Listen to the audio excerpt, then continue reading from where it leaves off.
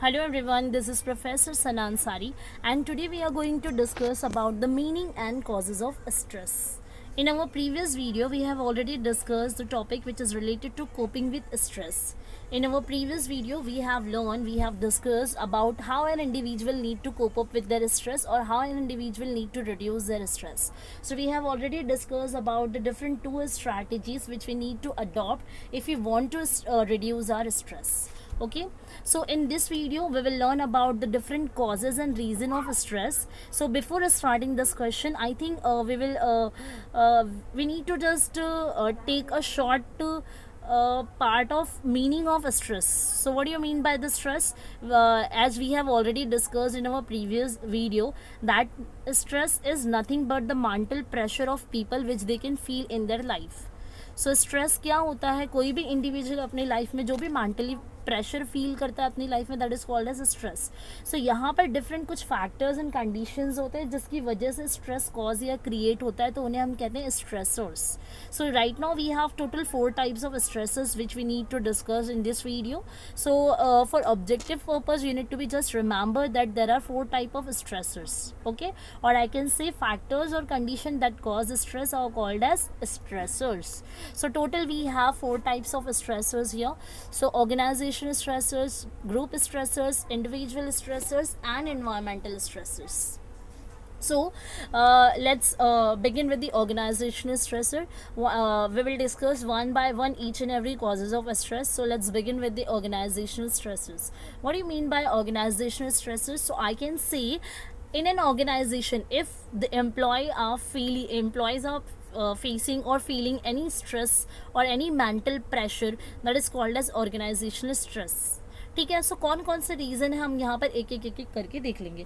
First है, और I would like to say that the stress which is related to organization, और I can say the organizational stressors are also called as job related stressors. क्योंकि आप organization है, it means you are working, है ना, आप किसी work place पे हो, सो वो आपकी जॉब प्लेस होगी. सो ऑर्गेनाइजेशनल स्ट्रेसर्स को हम जॉब रिलेटेड स्ट्रेसर्स भी कहते हैं. Be remember for objective purpose. Okay, चलिए. Now first point is role conflict. Role conflict क्या होता है? ये जो स्ट्रेस होता है ना, ये डिफरेंट पीपल को कब आता है, अलग अलग लोगों को अलग तरीके से ये रोल कॉन्फ्लिक्ट का इशू होता है, जिसकी वजह से उनमें स्ट्रेस क्रिएट होता है. अब ये कैसा होता है, जैसे कि अगर एक पर्सन है, उसको डिफरेंट टास्क या परफॉर्म करने होते हैं, ठीक है, पर्टिकुलर रोल परफॉर्म करना होता है. सो यहाँ पर इस सिनारियो में रोल कॉन्फ्लिक्ट क्रिएट होता है, जिसकी वजह से किसी भी इंडिविजुअल को स्ट्रेस क्रिएट हो सकता है. जैसे कि हम एक एग्जांपल ले सकते हैं. इफ़ एच आर मैनेजर क्या होता है? H R manager as a agent act करता है in between the management, top level management and the working employees in the organisation. ठीक है, मतलब जो इंटरमीडिएट होता है या एजेंट जैसा, ये इंटरलिंक करता है मैनेजमेंट और उसके एम्प्लॉयज़ को. मतलब एचआर को एक ऐसा रोल प्ले करना होता है, एक ऐसा पर्टिकुलर रोल प्ले कर रहा है जहाँ पे उसे मैनेजमेंट को भी हैप्पी रखना है और एम्प्लॉयज़ को भी सेटिस्फाई करना है. मैनेजमेंट को भी टारगेट अचीव करके देना है, एम्प्लॉय को भी हैप्पी रखना है. सो यहाँ पर जो एचआर मैनेजर है, वो उसको समटाइम रोल कॉन्फ्लिक्ट वाला स्ट्रेस आता है, रोल कॉन्फ्लिक्ट उसे फेस करना पड़ता है. ठीक है, इसे कैच 22 सिचुएशन कहते हैं. कैच 22 सिचुएशन क्या होती है? जहाँ पर in case if H R manager is supporting the management level ना, सो वहाँ पर हो सकता है कि एम्प्लॉयज़ हैप्पी नहीं रह पाएंगे. If H R is supporting employees to employees no, so वहाँ पे हो सकता है कहीं ना कहीं मैनेजमेंट डिसएग्री करे. सो यहाँ पर ऐसे सिनारियो में क्या होता है? रोल कॉन्फ्लिक्ट होता है. सो ये एक one type of stress create करता है in the mind of H R manager. So इसे हम कैच 22 सिचुएशन कहते हैं, जहाँ से उसे बिल्कुल अच्छे तरीके से निकलना पड़ता है, जहाँ पर वो अपने मैनेजमेंट और साथ ही साथ अपने एम्प्लॉयज़ दोनों को हैप्पी भी रख सके और दोनों की कंडीशंस या फिर जो वॉट एवर द टारगेट है या कोई भी चीज़ है उसे वो फुलफिल करके दे सके. Then we have role ambiguity. Role ambiguity क्या होता है? एक्चुअली ये कब ऑक्योर्स होता है? जब person does not know what he is suppose to do on the job, on the work place. अगर मैं किसी कंपनी में हायर की जाती हूँ but I don't know what I suppose to do on my job, ठीक है. So यहाँ पर रोल एम्बिगिटी वाला सिचुएशन आता है. मतलब कि वहाँ पर मुझे पता नहीं होता है कि मेरी टास्क एंड मेरे रिस्पॉन्सिबिलिटीज़ क्या है. when I am not clear with my task and responsibilities. So here the role ambiguity is created and it is created stress among the mind of people. ठीक है, इसकी वजह से क्या होता है? स्ट्रेस क्रिएट होता है. ठीक है। और क्योंकि इसकी वजह से लॉट्स ऑफ कन्फ्यूजन क्रिएट हो जाएगा किसी भी एक पर्टिकुलर कैंडिडेट में, because he don't know about the task and responsibilities which he has to perform, which he suppose to do in on the job place. Okay, then we have third one, that is organisational structure. Some time क्या होता है ना, organisation का जो structure होता है ना, वो डिफाइन करता है ऑर्गेनाइजेशन की पैटर्न को, कि ऑर्गेनाइजेशन किस तरीके से रिलेशनशिप बिल्डअप करता है अपने एम्प्लॉयज़ एंड अपने मैनेजमेंट, अपने HR प्रोफेशंस के साथ। ठीक है, सो जो स्ट्रक्चर होता है बहुत ही ज़्यादा इन्फ्लुएंस करता है to attract the employees in, ठीक है, और to attract the clients in, और to attract the job and business in. इससे क्या होता है ना, ऑर्गेनाइजेशनल स्ट्रक्चर जितना आप अच्छे से करोगे, ठीक है, अगर आप पुअरली मेंटेन कर रहे हो ऑर्गेनाइजेशन के स्ट्रक्चर को, तो हो सकता है वहाँ पर रिलेशनशिप भी पुअर हो। सो हो सकता है कि कैंडिडेट वहाँ पर जाना ज़्यादा पसंद नहीं करेंगे as compare to good organisational structure में, अट्रैक्टिव ऑर्गेनाइजेशनल स्ट्रक्चर को ज़्यादा पसंद करेंगे। ठीक है, then we have organisational conditions, working condition. अब क्या होता है ना, वर्किंग कंडीशन आपका पुअर नहीं होना चाहिए। अगर आप किसी ऑर्गेनाइजेशन को ज्वाइन करना चाहोगे तो आप डेफिनेटली मेक श्योर करोगे कि you need to just enjoy a good working condition. ठीक है, गुड वर्किंग कंडीशन का मतलब क्या होता है, अनहाइजीनिक सैनिटाइजेशन फैसिलिटीज़ होती है, वेंटिलेशन होना चाहिए, लाइटिंग होनी चाहिए, है ना, प्रॉपर AC वगैरह का होना, इंफ्रास्ट्रक्चर अच्छा होना चाहिए, है ना, या फिर अदर जो चीज़ें होती है। क्योंकि ऐसा होता है ना, अगर पुअर वर्किंग कंडीशन होगा, सो साइकोलॉजिकल या फिजियोलॉजिकल स्ट्रेस या जो इम्बैलेंस होने की वजह से क्या होता है, कॉजेज स्ट्रेस जो है कॉज करता है या स्ट्रेस होता है। ठीक है, then we have rotating shift. What do you mean by rotating shift? आप लोगों को पता हो कि बहुत सारी ऑर्गेनाइजेशन में शिफ्ट्स रोटेट होती है, मतलब कि आपको पर्टिकुलर डे या वीक्स के लिए आपको क्या करना है, डे का शिफ्ट करना है, after that you have to just switch to the night shift. So यहाँ पर क्या ऐसा होता है ना, बहुत सारे लोग अनकंफर्टेबल होते हैं कि वो अपने शिफ्ट को रोटेट करें, और बहुत ही ज़्यादा लोग क्या होते हैं ना, कंफर्टेबल होते हैं कि वो एक 9 to 6 का जॉब करे या फिर 10 to 7 का जॉब करे। ठीक है, एक फिक्स जो शिफ्ट उनको ज़्यादा पसंद होती है लोगों को। बट रोटेटिंग शिफ्ट होने की वजह से, ठीक है, रोटेटिंग शिफ्ट किसी किसी लोग के लिए बहुत ही ज़्यादा अच्छी होती है, बट ज़्यादा नंबर्स ऑफ एम्प्लॉयज़ क्या चाहते हैं कि शिफ्ट रोटेट ना हो, बिकॉज ये जो इनका पूरा शेड्यूल चेंज हो जाता है। सो इसकी वजह से भी लोगों को ऐसा होता है कि चलो एक वीक पूरा कंप्लीट किया, वीकेंड में जहाँ वो एन्जॉय करने का टाइम होता है वहाँ पर वो स्ट्रेस लेके बैठते हैं कि नेक्स्ट वीक में आपको नाइट का शिफ्ट करना है। ठीक है, सो ये इस तरीके से शिफ्ट रोटेटिंग भी क्या होता है, एक स्ट्रेस का कॉज है। Okay, so after this we have some 6 points more, 5 points more, that is work overload and work underload. अब वर्क ओवरलोड हो जाए या वर्क जितना भी टाइम आपको अलॉट किया गया है उसके बीच में आपको काम भी उतना ही देना चाहिए कि वो टाइम और उसमें बैलेंसमेंट हो जाए। बट अगर मैं ओवरलोड वर्क आपको देना चाह रही हूँ, क्वालिटेटिव क्वांटिटेटिव एक्सपेक्टेशन कर रही हूँ, ठीक है, सो it is not good for the employees. ठीक है, बिकॉज वहाँ पर एम्प्लॉय थोड़ा स्ट्रेसफुल सिचुएशन को फेस करेगा। और अगर वर्क अंडरलोड है, मतलब कि काम कम है, सो एम्प्लॉय को मेक श्योर वो फील करेगा कि हो सकता है कि यहाँ पे काम कम है, सो उसकी जॉब की स्टेबिलिटी या सिक्योरिटी नहीं है। सो वर्क अंडरलोड या वर्क ओवरलोड की वजह से भी स्ट्रेस क्रिएट होता है among the employees. So it is very necessary to balance the working condition of the organisation. Okay, then we have lack of participation in decision making. अब जैसे कि जो एक्सपीरियंस्ड एम्प्लॉय होते हैं, they will always make sure that management should be involve them in decision making. ठीक है, वो क्या सोचेंगे कि मैनेजमेंट को हमें डिसीजन में, ऑर्गेनाइजेशन से रिलेटेड अगर कोई भी डिसीजन लेना है, सो उसमें उनका इन्वॉल्वमेंट होना चाहिए, बिकॉज वो एक्सपीरियंस्ड एम्प्लॉई है ना। अगर आप किसी ऑर्गेनाइजेशन में 5 to 6 years देते हो, सो आप डेफिनेटली ऑर्गेनाइजेशन से कुछ रिटर्न बैक चाहोगे। सो एम्प्लॉयज़ के लिए इतना भी काफ़ी होता है कि उनको अच्छी सैलरी के साथ उनको डिसीजन मेकिंग पावर मिलना चाहिए, या फिर एम्प्लॉय एम्पावरमेंट जैसे सिचुएशंस होनी चाहिए ऑर्गेनाइजेशन में। सो अगर ये चीज़ का लैकिंग है, like it means lacking of participation in decision making, if the management is not involving their employees in decision making, so it will definitely create a stress in the mind of employees. Okay, then we have organizational leadership.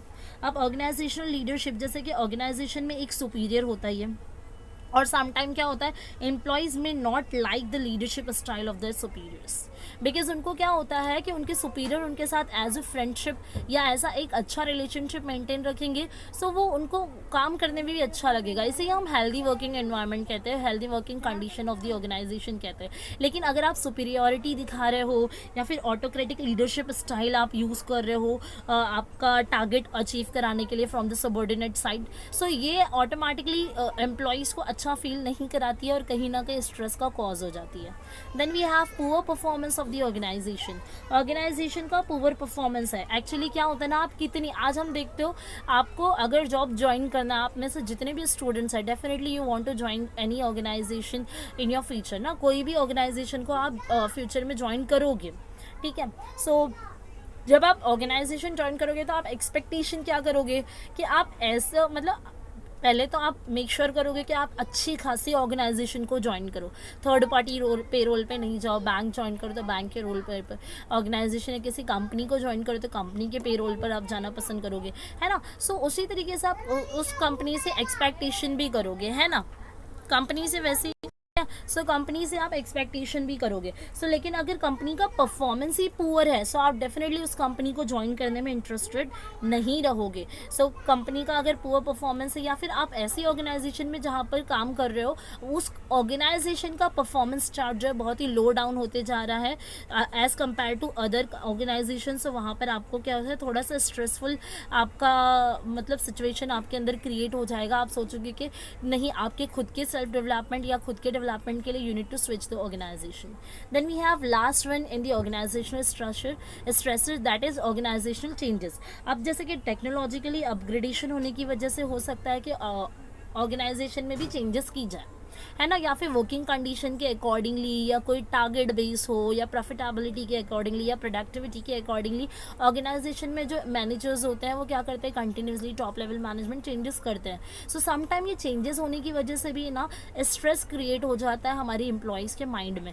सो इसकी वजह से भी क्या होता है, या technology ले लो, नई न्यू कोई टेक्नोलॉजी आ गई, सो उसको लर्न करने में आपको बहुत ही ज़्यादा डिफ़िकल्टीज आती है, बहुत ज़्यादा स्ट्रेसफुल सिचुएशन क्रिएट हो जाता है। सो ये सारी जो हम लोगों ने कॉजेज़ देखे हैं ये पूरे ऑर्गेनाइजेशन से रिलेटेड है। इसमें ऑब्जेक्टिव्स आने के बहुत ही ज़्यादा चांसेस हैं कि अगर ये कॉज है सो ये कौन से स्ट्रेसर का पार्ट है, अगर ये स्ट्रेसर में कौन से कॉजेज़ आते हैं। So you should be very clear that only we have right now completed organizational stressor. So now we can switch to the next one that is group stressors. अब what about the group stressors, आपने cohesive ये word सुना है। What is cohesiveness? Cohesiveness का मतलब होता है togetherness, ठीक है।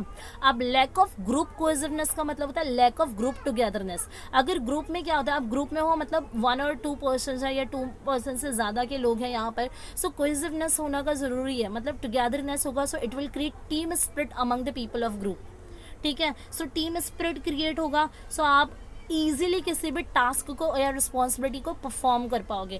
बट अगर लैकिंग है कोहेसिवनेस का, सो यहाँ पर किसी भी टास्क एंड रिस्पॉन्सिबिलिटी को परफॉर्म करने में बहुत ही ज़्यादा टाइम लगेगा और automatically as a individual level ये मेरे अंदर बहुत ही ज़्यादा स्ट्रेस क्रिएट कर देगा अगर कोहेसिवनेस नहीं होता है हमारे ग्रुप में।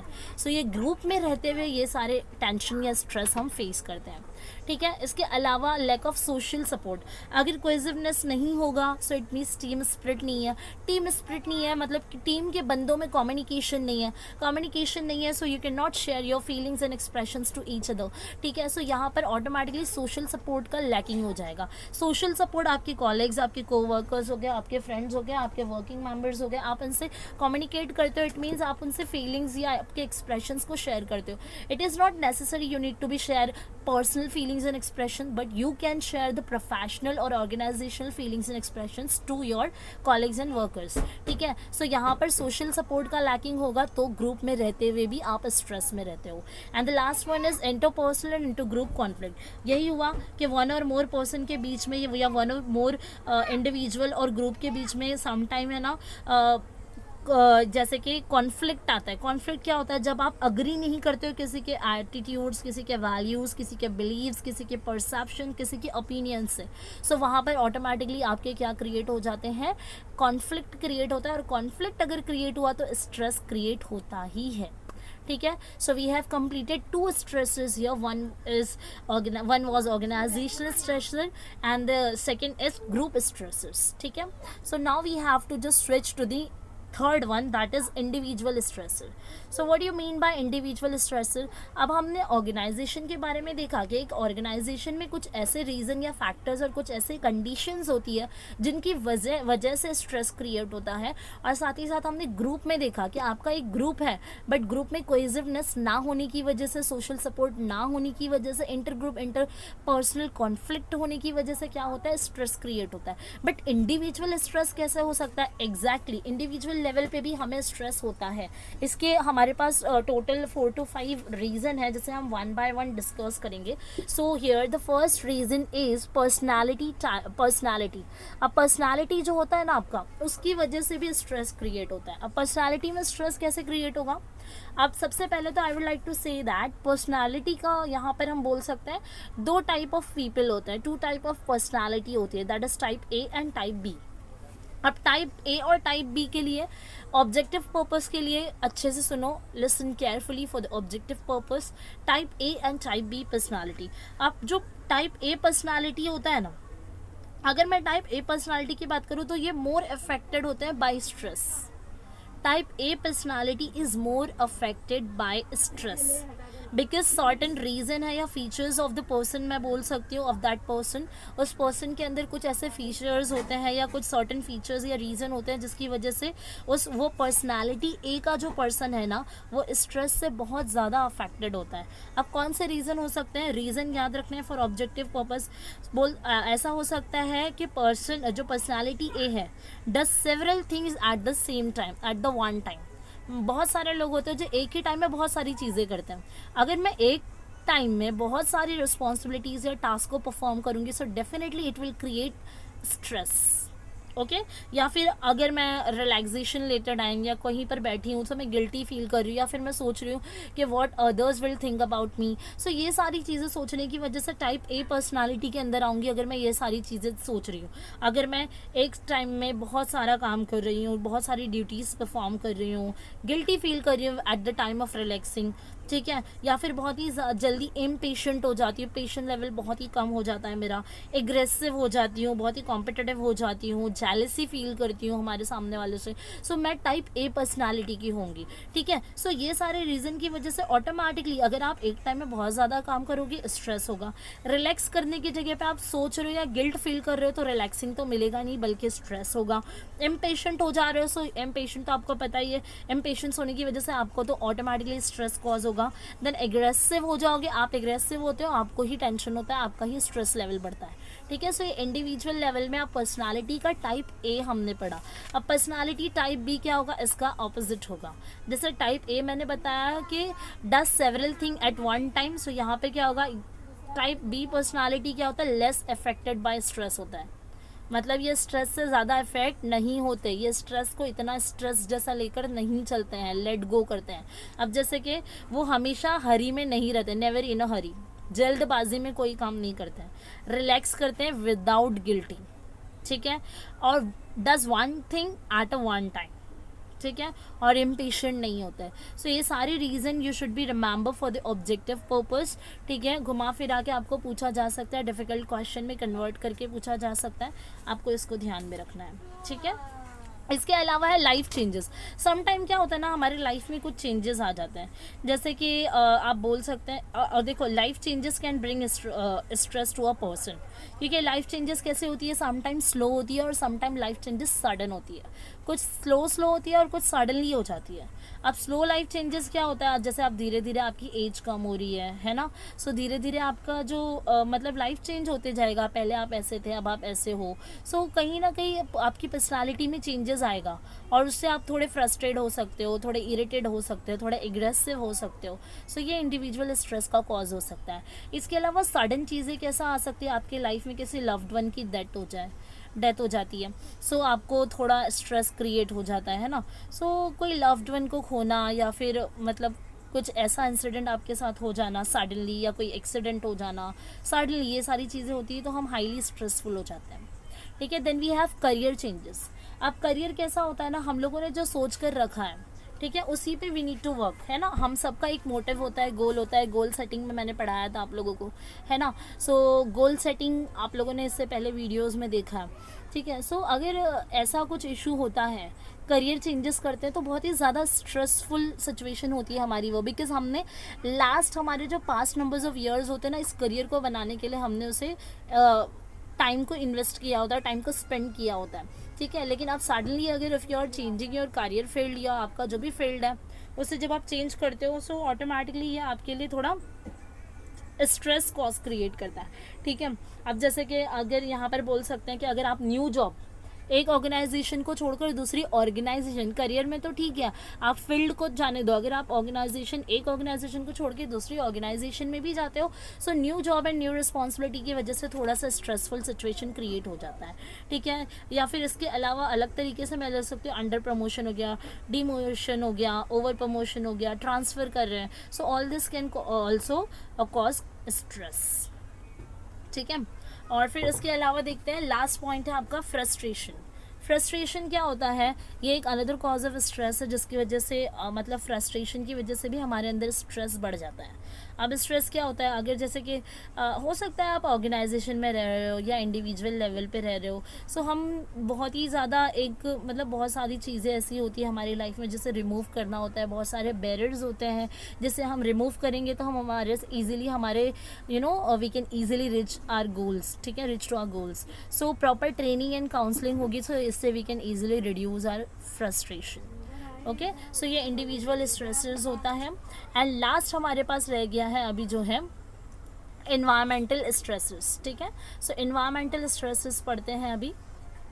इन्वायरमेंटल स्ट्रेसेस में आप देख सकते हो, फर्स्ट पॉइंट है सिविक एमिनिटीज़। सिविक एमिनिटीज़ क्या होती है, जैसे कि अगर पुअर फैसिलिटीज़ हमको मिल रही है, इनएडिक्वेट और लैक ऑफ मतलब सिविक फैसिलिटीज़ क्या होता है, इम्प्रॉपर वाटर सप्लाई, है ना, excessive noise pollution, air pollution, water pollution हो सकता है। सो ये सारी चीज़ें, जैसे प्रॉपर इंफ्रास्ट्रक्चर फैसिलिटीज़ नहीं है, ट्रांसपोर्ट फैसिलिटीज़ प्रॉपर नहीं है, सो ऐसे एरिया में अगर आप रह रहे हो, so automatically it will create stress, ठीक है। सो ट्रैवलिंग, अब जैसे कि अगर हम लोग हमारे यहाँ पर ट्रेन का ही एग्जांपल ले सकते हैं, मुंबई में आप देखते हो ट्रेन में इतना ज़्यादा रश हो जाता है, सो ऑटोमेटिकली अगर आपको कहीं जाना भी हो, सो आपके अंदर एक स्ट्रेस हो जाता है कि अरे यार ट्रेन से ट्रैवलिंग करना है। सो ये जो सिविक एमिनिटीज़ का लैकिंग होने की वजह से भी एक इंसान सोसाइटी में रहते हुए भी थोड़ा बहुत स्ट्रेस में रहता है, because we are not getting a proper civic amenities, ठीक है। Then we have technological changes. Technological changes क्या होता है, टेक्नोलॉजीज कैसा होता है, नाउ डेज अपग्रेड होती जाती है। सो एम्प्लॉय जो होते हैं ना ऑर्गेनाइजेशन में, वर्किंग एम्प्लॉयज़ जो स्टेबल रहते हैं, जिनमें स्टेबिलिटी होती है, ऑर्गेनाइजेशन के साथ कनेक्ट रहना चाहते हैं for longer period of time, so वो ऑलवेज में कॉन्स्टेंटली वो स्ट्रेस में रहते हैं, बिकॉज उनको लर्निंग मोड पे रहना पड़ता है ईच एंड एवरी टाइम। जैसे ही टेक्नोलॉजी में कोई अपग्रेडेशन आया, they need to be just learn it, ठीक है, लर्न दैट। सो उसके हिसाब से उन्हें क्या करना पड़ता है, टेक्नोलॉजिकली चेंजेस के हिसाब से खुद में चेंजेस करनी पड़ती है, खुद में अपग्रेडेशन लाना पड़ता है, which is very good for us, but it will definitely create stress among the employees of the organisation, ठीक है। इसके अलावा कास्ट एंड रिलीजन कॉन्फ्लिक्ट्स होता है ना, सो उससे भी कैसा, सोसाइटी में डिफरेंट कास्ट एंड रिलीजियस के लोग होते हैं, बट अगर हमारा अंडरस्टैंडिंग लेवल अच्छा है, so it will very good for us. But अगर अंडरस्टैंडिंग लेवल नहीं है, या फिर कुछ छोटी सी चीज़ों की वजह से अगर कुछ मिसअंडरस्टैंडिंग हो जाती है, तो भी हमारा क्या होता है, एक कॉन्फ्लिक्ट क्रिएट हो जाता है, otherwise it is very good for us, ठीक है। Then last point is other environmental factors. Other environmental factors कैसा होता है, अगर सब जो के लॉ और ऑर्डर प्रॉपर नहीं है, ठीक है, लॉ और ऑर्डर वाला situation is not good, political factors बहुत ही ज़्यादा इंटरफेयर करता है इन सोशल लाइफ, ठीक है, नेशनल बॉर्डर्स हो गया, या फिर कल्चरल चेंजेस की वजह से हमें भी कभी कभी कैसा होता है, हम अगर किसी अनदर सोसाइटी में स्विच ऑन कर रहे हैं जहाँ पर हमारे कास्ट एंड क्रीड के लोग नहीं हैं, सो उनके साथ ज़रा स्टे करना थोड़ा अनकम्फर्टेबल हो जाता है, बट बाद में हम कंफर्टेबल हो जाते हैं, but short period of time के लिए थोड़ा सा स्ट्रेस रहता है कि how we can communicate with them, how we can integrate with them. So थोड़े देर के लिए जो स्ट्रेसफुल सिचुएशन आती ही है, ठीक है। सो पॉलिटिकल फैक्टर्स है जो बहुत ही ज़्यादा इन्फ्लुएंस करता है और स्ट्रेस क्रिएट करता है, ठीक है। और लॉ और ऑर्डर फैसिलिटीज़ प्रॉपर नहीं होगी, इनमें अगर कोई लैकिंग हो तो भी हमें बहुत ज़्यादा जो है स्ट्रेस फेस करना पड़ता है। So we have completed all 4 types of stresses here, or we can say causes of stress here. So in this video, if anybody have any doubt and difficulty, so you can make a comment on my YouTube channel. That is enough for today. Bye bye, have a nice day everybody, take care, stay safe, stay home, bye bye.